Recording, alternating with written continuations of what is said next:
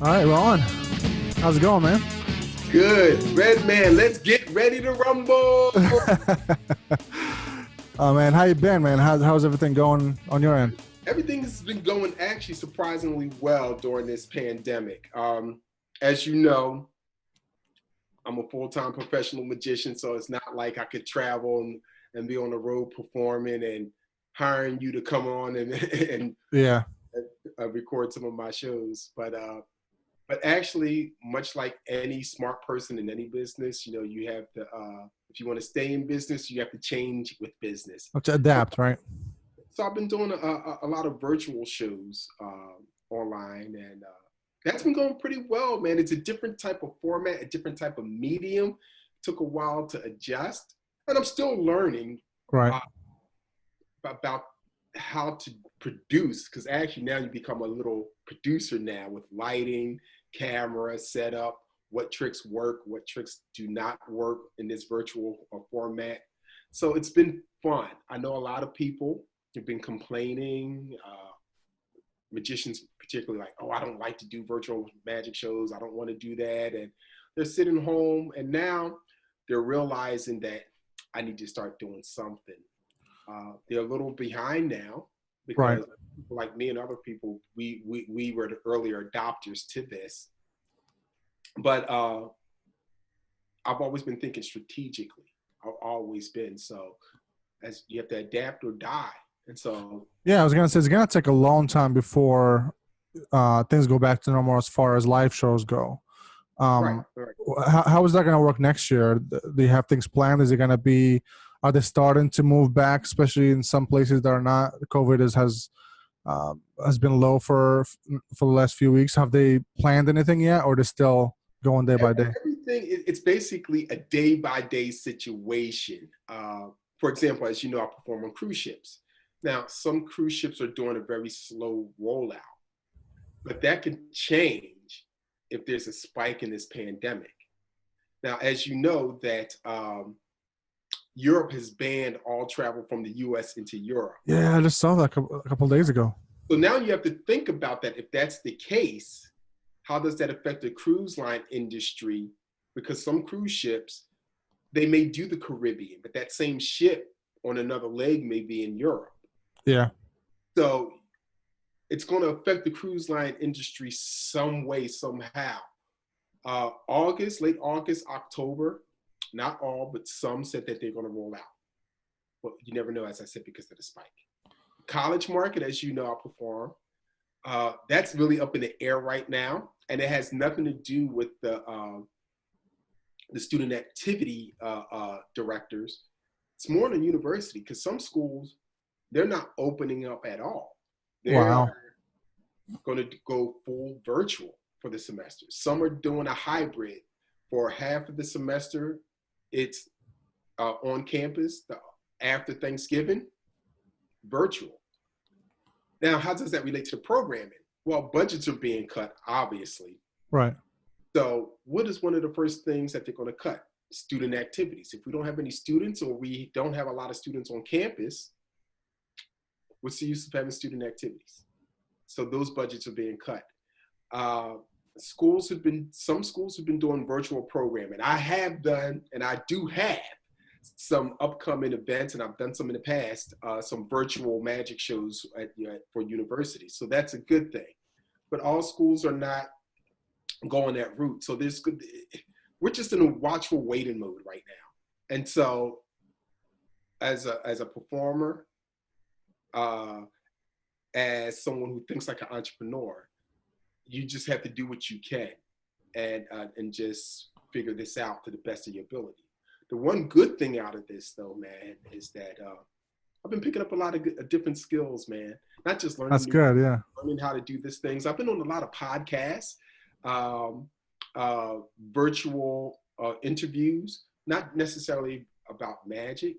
Some of it has been about magic. Some of it has been about COVID. Some of it has been about the social injustice issues that are going on in this country. Yeah. And so the way I see that is that's expanding my brand. Yes, Randy Shine is a magician, but yes, I could talk and be an influencer or a thought leader on these other subjects. And magic is just so happened to be my profession. But, you know, magic for me has never been just about, oh, these cool little tricks. It's always been deeper than just that. Yeah, I mean, even if in your performance, you add a lot of your experiences in it too. You know, Yeah. and I noticed that in your performance. So that's pretty cool, man. And I'm glad that you actually like and think about it that way. That last few years has been always going out and doing performances, traveling all over the place. And last few months, you've been grounded and that's when a lot of creative stuff start to happen. That's when Yeah. you think outside the box. Mhm. And I'm sure you come up with different tricks for the next few months just because you're saying home, what if I do this and this and that and that and this and that? So you create a lot of stuff that you otherwise you wouldn't have time to, right? Yeah, Um, exactly. It's this whole creative thing, this creative rush. I'm gonna let you in on a secret. yeah, When you perform like that constantly on a road, performing, sometimes you really get burnt out and tired. You're like, yeah, oh, really? But now, since I've been home for the last what 3, 4 months, I have this new like burning desire and interest and fascination and excitement about magic because it's not about performing consistently now, always on the road, getting on the bus, on a train, driving 4 or 5 hours or whatever. So I'm home, I'm like, oh, so what can I do now? So reading magic books, reading other books, uh, and just these crazy ideas. I wake up at night, I was like, oh, this is a good idea. I got to scratch it down. I run into my office, get out the stuff and play with it a little bit. I just did that last night.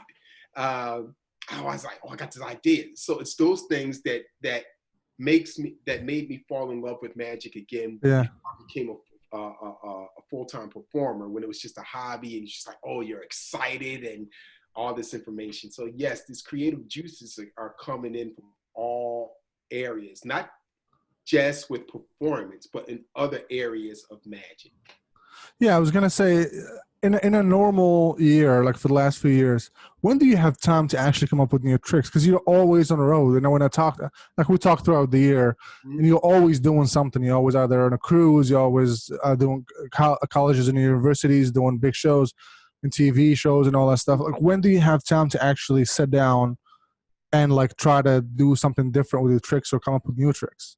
It's really difficult during that time when you're on the road, and you know I get a spark, an idea, and I write it down in my notebook. And at least I captured that. I don't really get enough time to really develop it, but it's in my notebook. So I'll come back to it maybe 4 months from now and develop it a little bit more, because quite frankly, you don't want to spread yourself too thin. You know, you don't have time. You have to prioritize. And Yeah, I'm on the road. I got to perform. I don't have time because creating a new trick takes time. It really does. It's the idea, the concept, developing that concept, coming up with a presentation, and then practicing it, and then going out and performing it, giving it a test run, come back, evaluate, and try it no, again. Talk to a couple other magicians to get their feedback. So that's a process. So now, since I'm home, I have more time to work on that process. And actually, hopefully today, I'll get to show you something that I've been working on since I've nice. been home, something new that I've been working on. So hopefully I get a chance to perform that later on during this interview. That's cool, man. I'm looking forward to it. Uh, you said that you ran some tricks by other musicians. Does that happen often with musicians? Do you always like bounce ideas of each other? Because I know in like in filmmakers and screenwriters, like that happens all the time. But as far as magic goes, because there's a lot of secrecy in magic, you know what I Right. mean? Does that happen often with musicians? Do you guys always bounce off each other and as far as ideas and tricks and stuff like that? Well, I would like to say yes, but I don't know how much of that is really true. I'll tell you this: there's magic conventions all across the world, and there's magic like over 100 magic conventions that happen in the United States. And so normally, if you attend a magic convention, that's where ideas are going to be exchanged and developed. Because you meet with other magicians and you have a session. But outside of that, I don't think too much of that happens. I think, I don't want to say the good ones, but the smart ones, they have someone or a group of magicians that they could, bounce ideas off and consult with and come up with some ideas. And it's good to have that because everyone in the entertainment industry, they have some type of consultant, whether it's formal or informal. Just think about a lot of singers. The songs that they sing that we all know, love, actually probably someone else wrote that. A song and gave it to them. So it's that type of thing. And sometimes you just come up with ideas on your own, and you can workshop them. If you have enough knowledge base on the techniques and the principles of magic, you really don't need to consult someone. You're like, okay, I'll figure this out by myself. So yeah. Mm-hmm. Yeah, that's pretty cool, man. Like I went through a magic kick here, and when I was a teenager, and I actually learned some tricks, some card tricks. They had you probably know who he is, Brad Christian, I think his name is. So I bought one of his DVDs back then, and I was just going through some of the stuff and learning some of the tricks that he had. And it was really fun. Like I actually fooled some of the people with it, and I felt amazing to actually like take something that's once you know how to do it, it seems easy, but actually doing it takes a lot of skills, takes a lot of you have to know how to multitask. You have to trick the person and do things with your hand without them noticing that you're doing the things with your hand. All right, so you just exposed something. You just revealed something to me, and I've known you for what? Yeah, I think I can't believe I said that to you, but yeah. So I never told me that. I never told you. Yeah. You never told me. As long as we've known each other, as many shows you've seen, you never told me that you dabbled in magic. I did, yeah, back then. That's why a lot of the tricks that when we're together and you have your friends sometime over and doing tricks, like I know how they're done, but obviously I know the code for magic. Do not. Oh, man, you could have told me that. Oh my gosh, you could have told me that. So I don't really, but I appreciate. But I like to respect. Yeah, I appreciate a lot of the work that magicians do because it takes a lot of actual dedication to actually fool the person that's in front of you. So it takes a lot of skills. I was going to ask you this though. How long did it take you before you were comfortable knowing that no matter how people react to you, either do not believe what you're doing, or those people that you're not, this is fake or whatever. How do you? When did you actually feel comfortable to actually fool the person? Doesn't matter who's the person in front of you. Ooh, oh my gosh, that's going way back. It's going way back. When you get to that level, when you're really confident. When I first started, I was performing children's parties. And so one thing about that, and occasionally I still do for a particular reason, children are brutally honest. They're going to tell you, oh, I see it in the other hand, or no, you cheated, or I know that trick. When I got to the point where I knew I could fool children, I was confident. Seriously, because they have no filter. They have no filter. So when I got to that point, I'm like, okay, I'm good. I'm good at this. I could do that. Now, I will also say that confidence comes with knowing your material. Because sometimes, like today, I'm going to, hopefully, as I said, I'm going to do a trick that I really haven't done before. I've never done before. Okay? Wow. And so this is the test, okay? Conceptually, I got this. But in the real world, in a live situation, that's something else. So this is part of building up that confidence. I worked this out, practiced, thought about it. Now you have to take it out to the real world and beta test it. And so I'm not going to say I'm not as confident on new material when I'm performing it for the first time in front of a live audience. Yeah.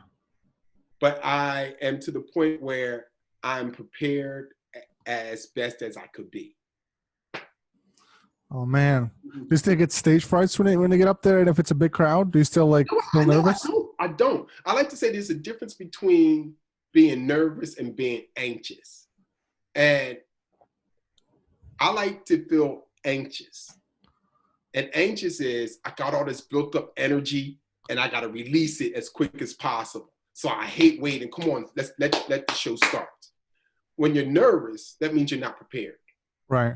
Yeah, that makes sense. Else. Yeah, that makes sense. One thing you didn't know about me too, I actually did. You get to know a lot about me this episode. I actually did. I was a rapper when I was a teenager, when I was in high school. So I did some actual concerts, local concerts in the city back home. And the first couple of concerts I did, I was really scared. Like I was a teenager, as first time going on stage, and one of them was in the beach, so they had like hundreds of people there just watching what are you gonna do. It was me and another buddy of mine. We're in a rap group. We got on stage, man. It was one of the. I was really scared, and once I got on stage and they put the beats for us and everything, and we started performing, like that just went away, and I felt like I was comfortable enough that it didn't throw my rhythm away. Right. So I guess that, and a lot of it, and after that, once I started doing it more, you get more comfortable, and it doesn't feel as it feels more of an actual when you're excited about it more than actually scared to do it. Right. Is that how it is for Magic? For your live shows, do you feel more excited when you're on stage than anxious or scared, like you said? Yeah. I'm not scared. I'm not nervous. Like I said, right. You're anxious about it. Yeah. Like you're intimidated by the audience and the event. Yeah. Nervous, you're not prepared. You're questioning yourself. You're like, is this going to work? How are they going to like me? I know I'm doing this trick. Yeah, that's nervousness. Anxious, like, I'm ready to get on that stage and rock. Come on, let me get on there. It's like that energy that wants to burst. And as soon as you get on stage, bam, you're cool. You're in your zone. I'm in my zone. So that's how it is for me. But Redman, I didn't know that you were in a rap group. So are you going to spit at least 4 bars? Oh no, man. That was when I was like 15 years ago, man. 4. Just 4 bars. And I don't want Snickers, Milky Way. How about this? I'll send you some tracks that I've done back then. How about that? Okay. All right. Come on now. Anytime someone says they're a rapper and they're in an interview, they got to spit something. But yeah. No, I'm not saying. I said I retired 15 years ago, so I'm good. I was gonna say, you've been on TV multiple times. One of the things you've done was Fool Us, Penn and Teller. How was that experience? How was that even happen? Do they approach you for it? Is it your manager does the job as far as that goes, or how's that process happen? There's several ways. They approached me to do the show. I got an email. They approached me. At first, I thought it was a joke, but obviously it wasn't. I submitted several tricks to them, and they said, "Okay, we would like for you to do this particular trick that you submitted."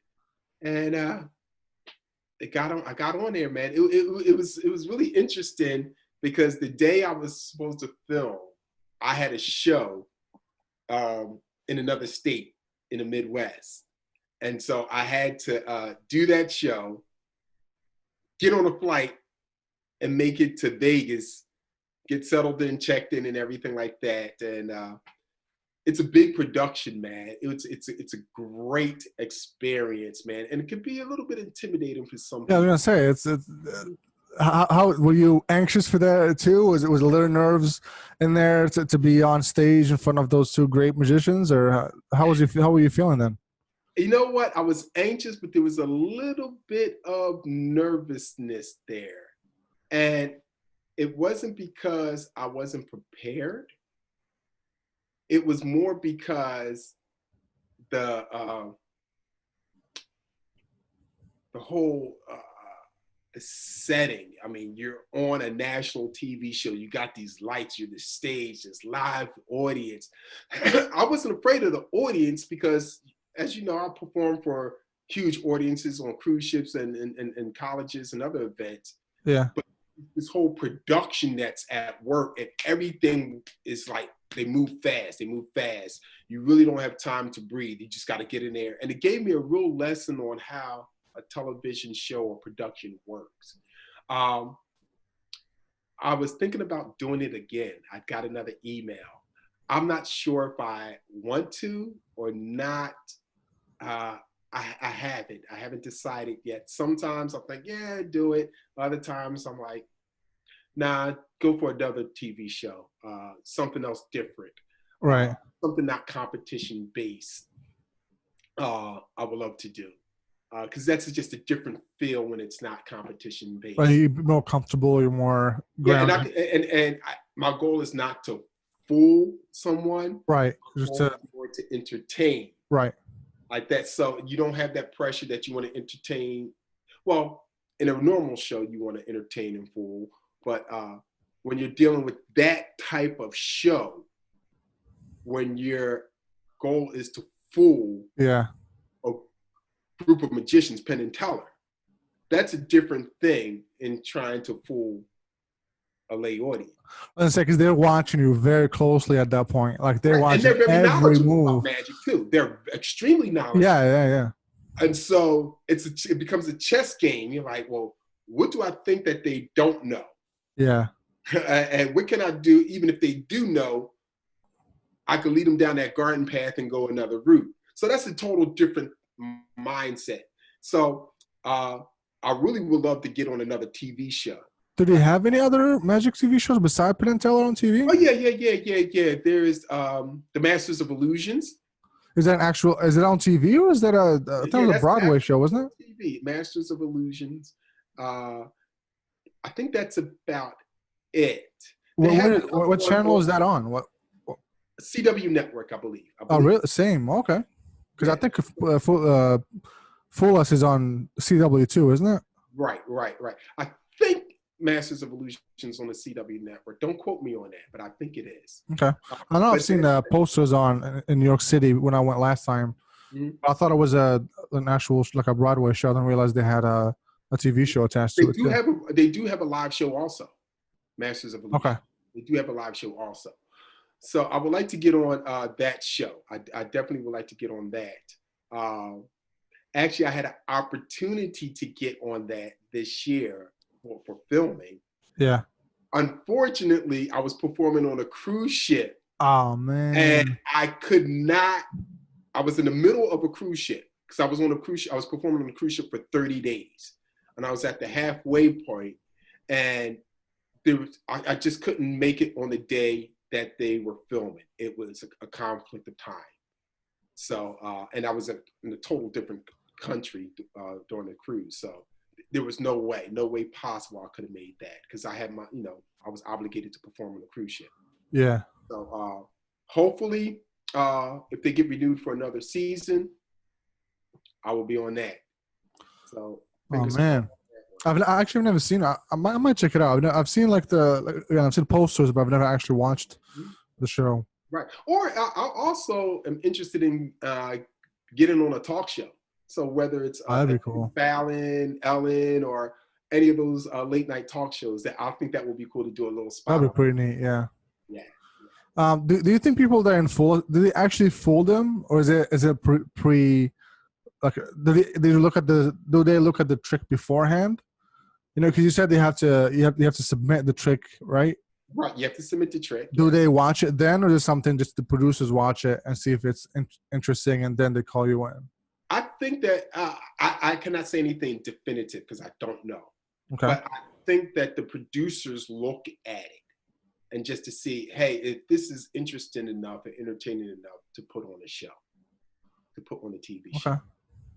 Because I'm sure that there's some things that people submitted and like, nah, this just doesn't cut the mustard for the show. Yeah.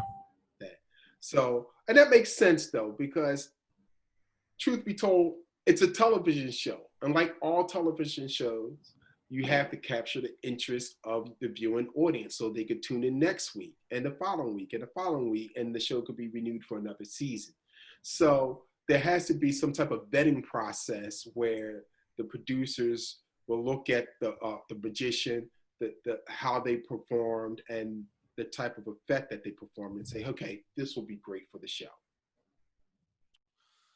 Yeah, I've watched a couple seasons back then, and I watched, of course, your episode when you were on and stuff like that. I don't watch it anymore as much, but there's some really cool people that come on, and I like that they bring people from like all over the world sometimes.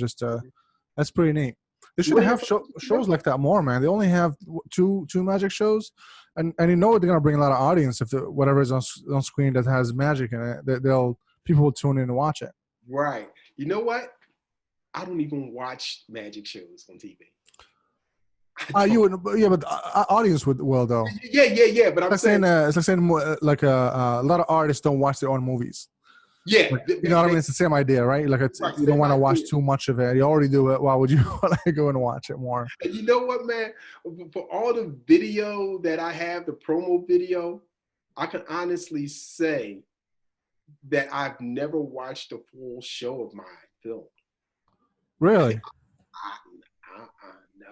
I should, just to see, like, just to study my performance.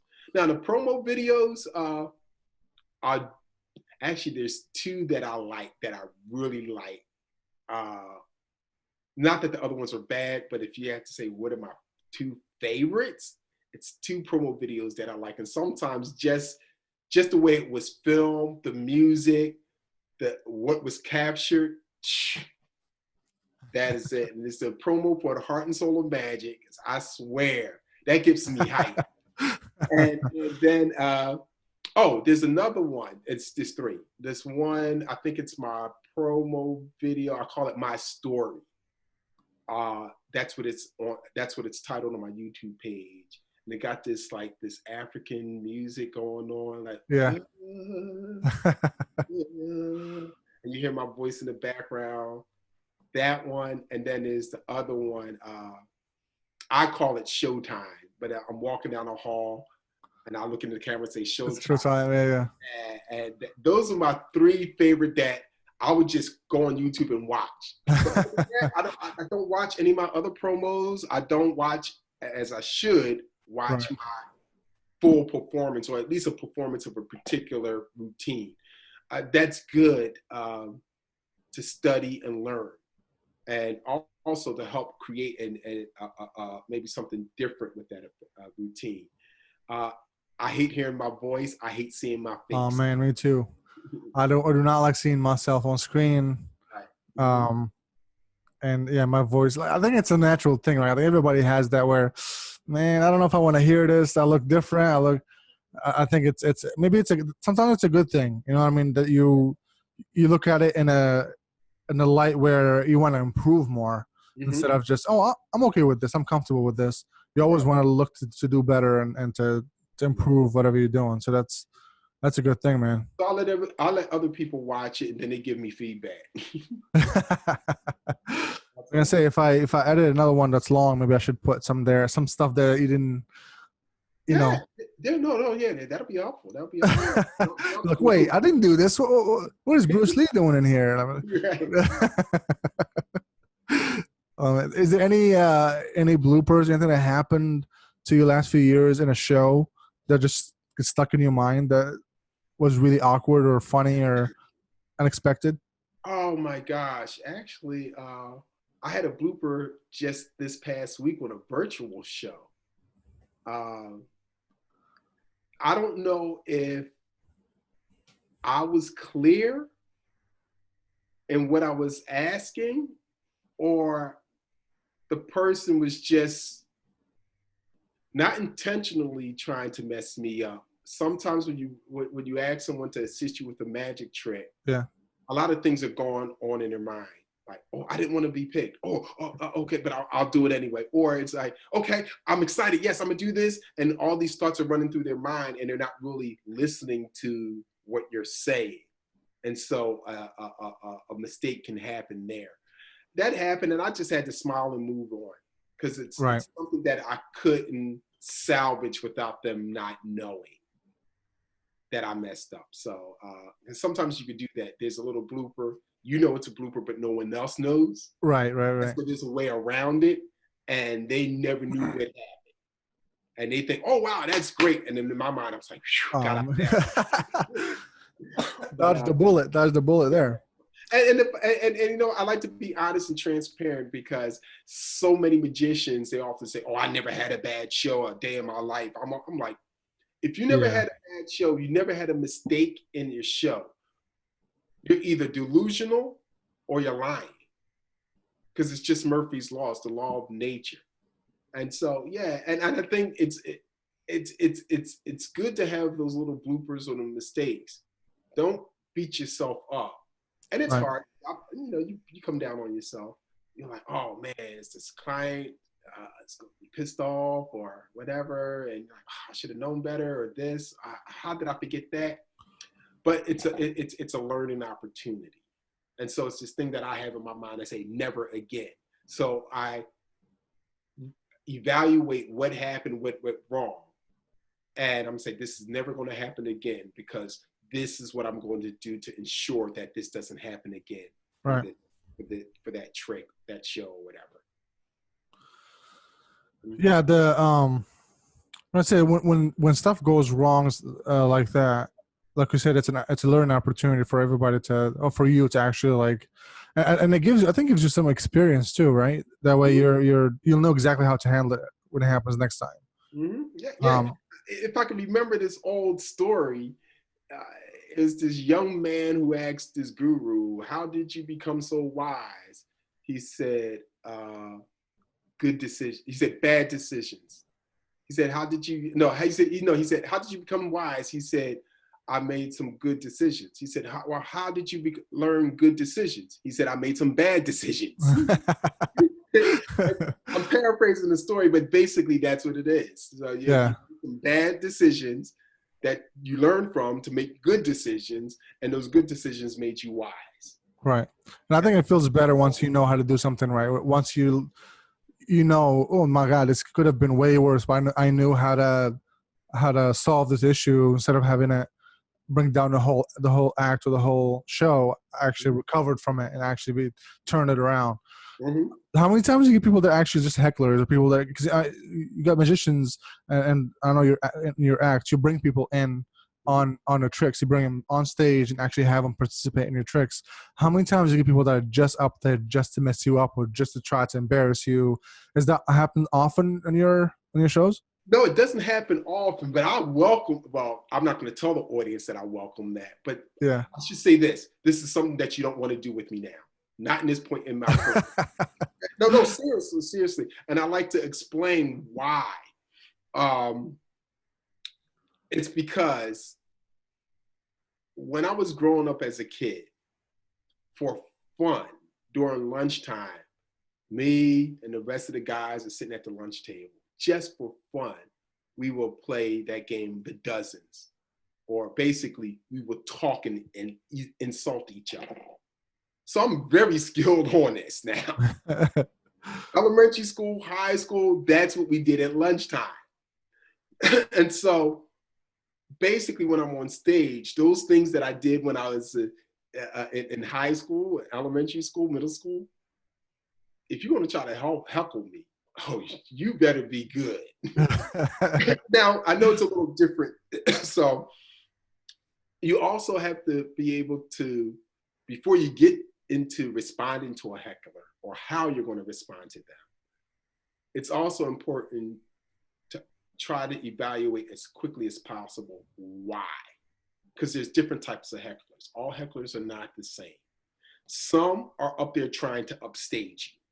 Some are trying to be the life of the party, show everyone, I'm just as funny and entertaining as the magician. Yeah. Others will come up there and they're trying to really sabotage the effect. And in their mind, they think it's funny without realizing they are a narcissistic person who lacks any type of social respect not just for me, but for the rest of the audience. Yeah. They feel as though, let me mess up the trick. Ha, ha, ha. Look at me. I messed up the magician. It's like an attention. They just want their attention to be on them. Yeah. They didn't get enough hugs when they were a child. That's what it was. Their parents didn't love them or show them any love. And so that ruins, not only does that ruin it for the magician, it ruins the entertainment part for the audience who came there to be entertained. But this person is hell-bent on trying to sabotage the show, the trick.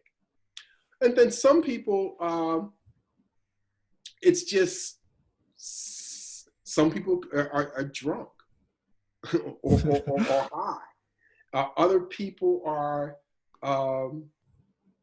they want to be, other people could just have a bad day. And you're like, okay, do I really have to go up here? Do I have to really answer this question like that? So you have to evaluate that. And that comes over time through experience. I was going to say, how do you choose? How do you know which ones will work for the actual trick? Is that a trick to that when you're watching the audience, when you walk in, when first you walk into the stage? Once again, I would say it's experience and it's instinctual. I could say that there's some things, but it's not an accurate science. So what I tend to do, a technique that I like to do is, I'm not going to necessarily pick someone who's overly excited and bombastic from the audience. So in the beginning of my show, I do a couple things even before I bring someone up on stage, and I'm gauging, I'm looking at the audience and seeing how they react. At that point in time, I'm making mental notes. I'm gonna use this person, this person, this person, and this person. So that's the first part. So if I see someone who's really responding over the top, I'm not gonna pick that one. Why? Because that's a sign to me that if I bring that person up on stage, they're gonna try to upstage me. Now I look at someone else, they may be like this, or their facial expression, I'm like, I'm not gonna pick that one, because they really don't wanna come up here and they're not gonna add to the show, they're just gonna bring it down. So it's somewhere in that middle ground that you want to, I'm looking for in the audience. Someone who's really having a good time, clapping, laughing, but they're not over the top. And someone who's not like withdrawn or appeared to be disinterested, okay? Like I said, it's not an exact science, but sometimes I'll pick someone and they were great. So those are the things that I'm looking for. Now, if they become difficult to handle, now I have several techniques to handle that person.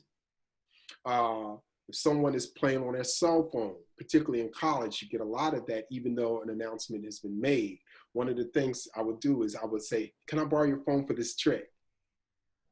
They look up, I'm like, yeah, let me just show you this trick. Then I take their phone and I said, oh, where's your, do you have a thing in your phone where I can see all the names in here? Is your mom in your phone? Yeah. Okay, your mom's in here? Okay. I'm gonna send a text to your mom. This is gonna be a great trick. And then I'm like, dear mom, hi mom. I've been meaning to tell you this for the last couple of days. I'm pregnant. Send. Now, I really don't type that in. Yeah. But now I'm sending a clear message to them and everyone else as it comes off as a joke. Yeah. Don't get on your cell phone. Yeah. Don't play on your cell phone. So it's one of those little things where it comes off, they think I'm gonna do a magic trick, but it actually ends up being a joke. But then it communicates to everyone else. So that's a technique of handling that. Someone who's being distracting, they're not necessarily being a heckler, but they're distracting because they're either talking on their phone or they're texting, and it's distracting the people around them, or if they're talking, it's distracting a lot of people in the audience. That's a technique. A heckler who's trying to mess up, well, there's a couple things. Well, sometimes I do a stage whisper. I'm like, calm down, man. Just play along. Okay. Another thing is, I may put my hand on their shoulder right here, and I'll whisper. I'm like, just act normal. But when I put my hand on their shoulder, I am applying pressure to their clavicle. Give them a little pain, like I'm asleep. You know what I'm saying? Yeah. So there are different ways of handling that, and other ways, a joking way, like, yo, like, who brought you here? Yeah. Did you take your Embarrassing, meds today? sometimes works. Yeah. Yeah, I'm like, did you take your meds today, man? What? And then sometimes I would have to abandon the trick and go into another trick specifically to upstage that person on stage. You're trying to upstage me. Oh, I got something for you. Come here. All right, we're going to do this instead. I was going to do this trick, but you're the right person for this trick. And I'm doing that trick, and people are laughing because I'm making a fool out of him. So there's different techniques that are used. Now, granted, I do remember one time in Florida, I was performing at a college. This guy just ran up. I think something was wrong with him. He ran up on stage, started going through my stuff. He went to, and I was like, I tried to be nice at first, and he continued. So I said, look, man, I'm done. I was like, look, we either can handle this like men or we can handle this like gentlemen. I'm still going to get paid. Sometimes you just got to go there. Yeah. Like that. And I said, I have no problem beating your behind right here on stage. Because now it's just, you just ruined the show now. Seriously. And it wasn't, he literally ran up on stage unannounced, started going through my box. Like, oh, no. I said, hold on, I could do a trick with you. And then he just kept on talking and grabbing the microphone and I'm like, who's this guy? I'm like, oh, come on, man. All right, I could do something with you. But he kept on and trying to overtalk me. And I'm like, okay, this is done. All gloves are off. I don't care anymore. What do you want to do? Your decision. Show's over as far as I'm concerned. I'm done. I will get my check. We can handle this right now. Now, I know that's not everyone's style, and I don't suggest people do that. Yeah. But it was one of those things I tried to de-escalate, and he wasn't having it. And no one who was in a position of authority Stepped up to actually stop it, or they didn't stop him from coming up on stage. They didn't stop him when they saw that he was being very disruptive. They didn't stop him when he was going through my stuff. They did not stop him. I'm like, so if no one is going to stop him, and I'm trying to de-escalate this thing, now I'm going to have to stop him. So. Yeah, that's too bad, man. Yeah, that's too bad. It's too bad. And here's the sad part about it. After the show, the person who hired me told me, like, oh, he does that all the time, no matter. He did that last week when we had a singer up, a singer-songwriter perform for our university. He did the same thing. He walked up on stage unannounced and started. I was like, so y'all know this is a pattern of this person. Right. We still let him in, still okay with that. Mm-hmm. Man, it's got to be tough going to colleges and universities and doing this throughout the whole year. I mean, I'm sure a lot of them are nice people, The majority nice kids. Majority are, but you still have those bad apples, those kids that want attention, and they think the only way to get it is to actually be rude to whoever is performing and just create chaos where there shouldn't be none. And fortunately, those are rare occasions. But those occasions that, anyone would not want anyway. But those are rare occasions. Most of the time, the students just want to have fun. The faculty even shows up. Professors, they just want to have fun and have a good time. Yeah, from the ones that I worked with you when you were performing, I don't think we ever had an actual. But sometimes we have somebody like yell something but for the most part, and you always handle it pretty gracefully. You always put them in their place. But for the most part, everybody was chill. Everybody was there to have a good time. And and I don't mind with someone yelling something out and I respond and that's it. Yeah. But when they try to hijack the show by continuing to do something like that, yell things out, well, I'm like, okay, all right, got to handle that. And there's, like I said, there's different ways of handling it, but you just got to know what you're dealing with first. So I'm trying to assess why is that person that way, My name is Randy. I'm a professional magician. Red is my videographer. He films all my shows, and I know Chad came along with him a couple times and filmed a couple of my shows. Wonderful work.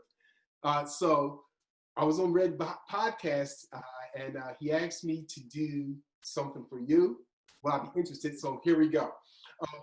Just a short little demonstration of a few magic tricks, and we're going to start off with something that's going to happen at my fingertips right here.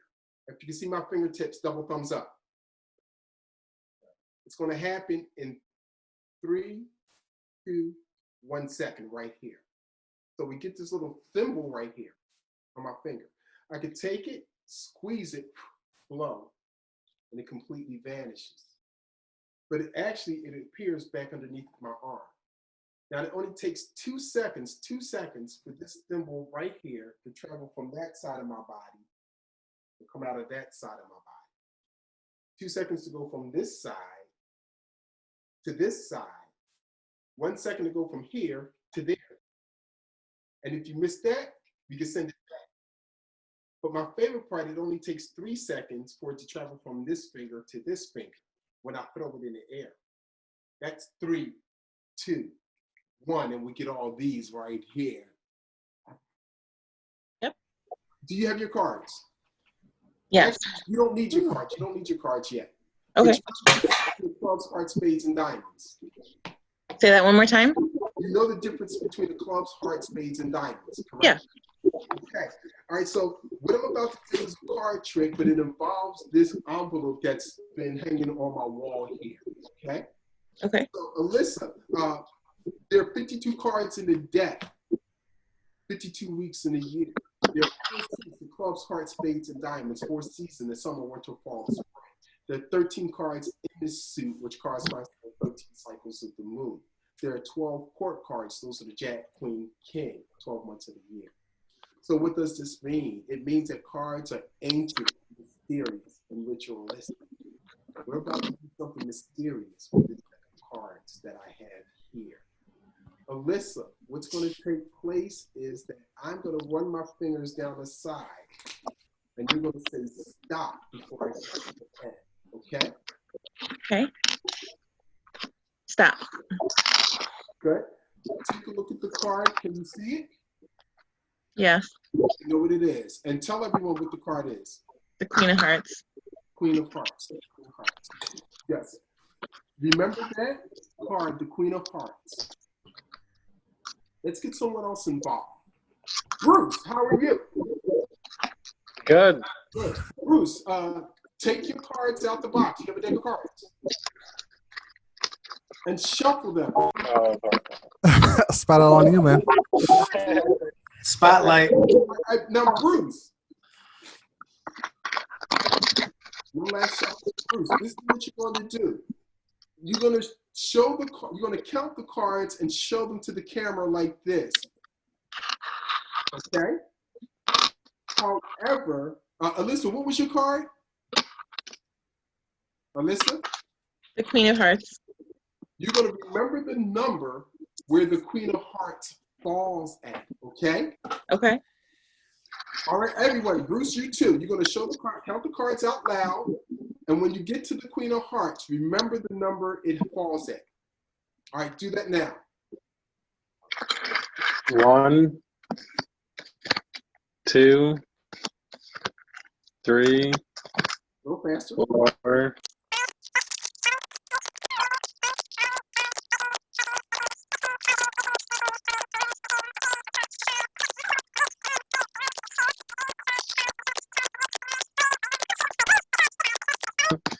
48, 49, 50, 51, 52. You have the jokers in there. Alyssa, did you see the, hold on. Alyssa, did you see the Hearts? Huh? Alyssa, did you see the Queen of Hearts? No. Yeah, Chad, did you see it? Not even close, Randy. Not even close. Bruce. You remember this envelope right here? Stop playing. It's in the envelope. Stop playing. Read what that says, Bruce, out loud. Look under the dehumidifier. You got it. Okay, take the camera with you. Go.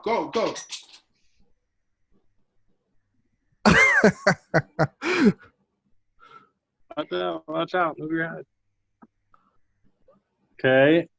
Show the audience the card. Take a look at it yourself. Get out of here. Yo. What? Ah, Bruce, What? I'm Bruce, sweating over here. I'm like, what happened?